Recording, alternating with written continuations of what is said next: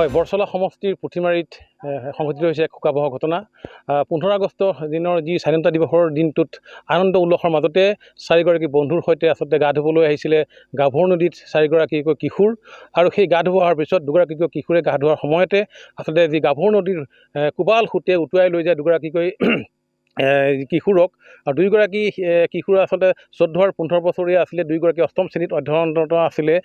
এগৰাকীৰ নাম তনুজ চেত্ৰী আৰু কাশীনাথ চেত্ৰী নামৰ এই দুগৰাকী যি কিশোৰ আছিলে, কণমানি ছাত্ৰ আছিলে, সেই দুগৰাকী ছাত্ৰ ইতিমধ্যে সন্ধানহীন হৈ পৰিছে। বৰ্তমান পৰ্যন্ত যোৱাকালিৰে পৰা SDRF সমগ্ৰ অঞ্চলটোত আচলতে যি ব্ৰহ্মপুত্ৰ আৰু যি গাভৰু নদীৰ সংগম, সেই ব্ৰহ্মপুত্ৰ আৰু গাভৰু নদীৰ সংগমত এই ঘটনা সংঘটিত হৈছিলে।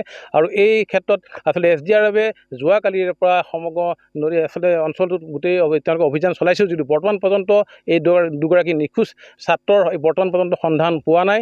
মই দেখুৱাইছোঁ আচলতে এইখনে আছে যি নদী, ব্ৰহ্মপুত্ৰ আৰু গাভৰু নদীৰ সংগমস্থল। আৰু এই ইয়াতেই আচলতে 15 আগষ্টৰ দিনৰ যি আচলতে স্বাধীনতা দিৱসৰ দিনটোত আনন্দ উল্লাসৰ মাজতে এই 4গৰাকী কিশোৰে এনেধৰণে ইয়াত গা ধুবলৈ আহিছিলে।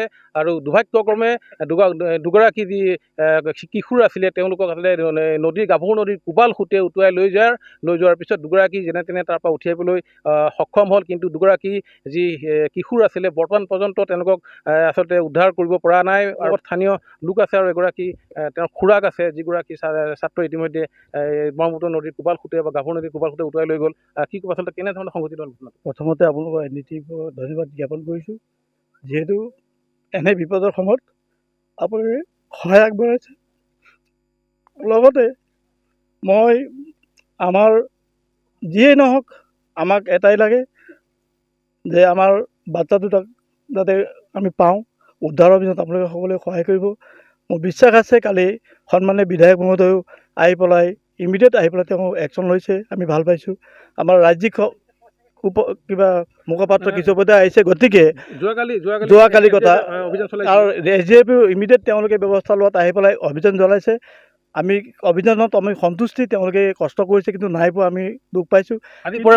আজি তেওঁলোকে ৰাতিপুৱা 8টা বজাত অহাৰ কথা আছিল, যদিও কিবা বিজুতি ঘটনাত তেওঁলোকে 10টাত আহি পাইছে। তেওঁলোকে আৰম্ভ কৰিছে। আমি ভাবোঁ যে নিশ্চয় আমি আমাৰ সন্তান দুটিক পাম।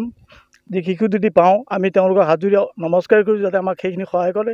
আমাক একো নালাগে। হয়, আৰু এগৰাকী লোক আছে, আপোনাৰ কি হয়? ভতিজা হয়। কি নাম আছিলে তেওঁৰ? হয়, নমস্কাৰ। যোৱাকালি 15 আগষ্টৰ তাৰিখে দিনৰ ঠিক 11:30মান বজাত মোৰ নিজা ভতিজা ল'ৰা আৰু নাতি ল'ৰা, এই দুজন ল'ৰা মানে 4জন ল'ৰা মিলি পেলাই এই গাভৰু আৰু ব্ৰহ্মপুত্ৰ সংগমস্থলত গা ধুবলৈ আহিল। আমাৰ পৰিয়ালৰ মানুহ কোনেও নাজানে। আহি পেলাই দুজন গা ধুবলৈ সোমাওঁতে দুজন সন্ধানহীন হৈ গ'ল। বহুত সময় পিছত আমি খবৰ পালোঁ। খবৰ পাই আমি এই জেগালৈ আহিলোঁ, ফোন কৰিলোঁ। তাৰপিছত আমাৰ যোগাযোগ হৈ পেলাই আমাৰ SDRFৰ বাহিনীসকলো আহিল। আমাৰ স্থানীয় ৰাইজেও যথেষ্ট কষ্ট কৰি কালি বিচাৰিলে। কালি সন্ধিয়া 6টালৈকে SDRF আৰু আমাৰ স্থানীয় ৰাইজে বিচৰাৰ পিছতো দুগৰাকী কিশোৰক আমি উদ্ধাৰ কৰিব নোৱাৰিলোঁ। আজি ৰাতিপুৱা ঠিক আমি পৰিয়ালৰ ফালৰ পৰা, গাঁৱৰ ফালৰ পৰা প্ৰায় 5:30 4টা মানৰ পৰা ইয়াত উদ্ধাৰ কাৰ্যত আমি লাগি আছোঁ। এতিয়ালৈকে আমি অনুসন্ধান পোৱা নাই। আৰু SDRF বাহিনীৰ লোকসকলেও ঠিক 10টামান বজাত আহি এতিয়া অনুসন্ধান কৰি আছে। আমি আশা কৰিছোঁ যে আজি যিকোনো প্ৰকাৰে এই সন্ধানহীন হৈ থকা এই কিশোৰ দুজনক আমি উদ্ধাৰ কৰিবলৈ সক্ষম হ'ব। বহু সময়ত দেখা গৈছে যে এনেধৰণে নৈ মানে গা ধুবলৈ আহে, নৈৰ কোবাল সোঁতে এনেকৈ উটুৱাই লৈ যায়। বহু ঘটনা সংঘটিত হৈছে ৰাজ্যত। আচলতে গাৰ্জেন আপোনাৰ অভিভাৱক আচলতে কোনো ধৰণৰ কথা নোকোৱাকৈ বা ঘৰৰ পৰা মনে মনে তেওঁলোকে ওলাই আহিছিলে নেকি? হয়, আজি মই যোৱাকালি যেতিয়া খবৰ পালোঁ, মই ঘৰলৈ আহোঁতে মই বৌক সোধোতে বৌৱে কৈছে যে ৰাতিপুৱা স্কুলৰ পৰা আহি পেলাই কিবা খাই পেলাই ক্ৰিকেট খেলিবৰ কাৰণে ঘৰৰ সন্মুখৰ স্কুলখনত গৈছিলে। সদায় তাতে ক্ৰিকেট খেলে ৰেষ্ট অফ টাইমত। এতিয়া ক্ৰিকেট খেলি পেলাই কোনটো পাকত তেওঁলোকে আচলতে গৰমৰ কাৰণে গা ধুবলৈ আহিল নে কিহৰ কাৰণে আহিলে আমি ক'ব নোৱাৰোঁ। তাৰপিছত যি দুজন ল'ৰা যোৱাকালি আচলতে ডুবা নাই, তেওঁলোকৰ ঘৰত গৈ পেলাই ল'ৰাকেইজনক মই অনুসন্ধান কৰিলোঁ। তেওঁলোকে কৈছে যে ক্ৰিকেট খেলি থাকোঁতে আমাৰ গৰম লাগিছে, আমি গা ধুবলৈ গ'লোঁ। দুজন কিন্তু সোমোৱাৰ লগে লগে যিহেতুকে ডুবি গ'ল, আমি দুজন ভয়ত আমি পলাই গুচি গ'লোঁ। সেই কথাখিনি আমি ক্ৰিকেট খেলি তেওঁলোকে গৰমত গা ধুবলৈ আহিছিলে আচলতে।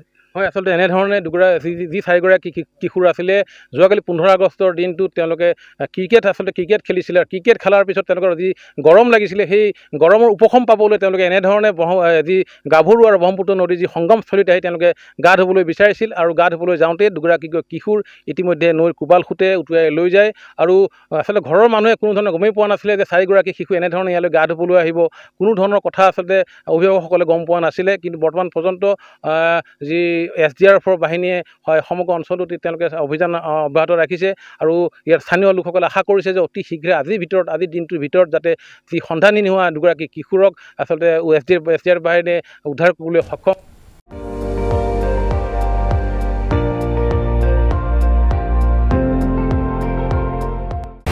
আপুনি চাই আছে ND24 সৰ্বশ্ৰেষ্ঠ নহয় সৰ্বোত্তমৰ দৌৰত।